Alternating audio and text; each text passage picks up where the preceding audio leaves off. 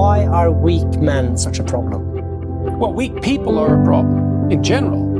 And I don't mean physically weak. I mean cowardly, let's say, and deceitful, because I'm thinking it more in terms of moral weakness. Well, there's a variety of reasons.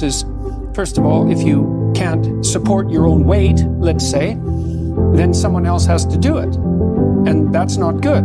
And then if you don't make your pathway, if you don't pick a forthright and useful and noble pathway through life, then you will become bitter and too hurt by the tragedy of existence. And then you tend to seek your revenge wherever you can get it. And that's not good. So it's a mistake on all fronts. It's not good for you. It's not good for your family. It's not good for the community. It's certainly not a good medium to long-term strategy, because life is very, very difficult and you have to be prepared for that.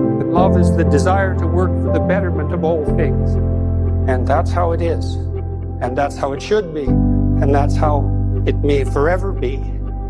No one ever tells students why they should write something. Why are you writing? Well, you need the grade. It's like, no, you need to learn to think, because thinking makes you act effectively in the world. Thinking makes you win the battles you undertake, and those could be battles for good things. If you can think and speak and write, you are absolutely deadly. Nothing can get in your way. It's the most powerful weapon you can possibly provide someone with.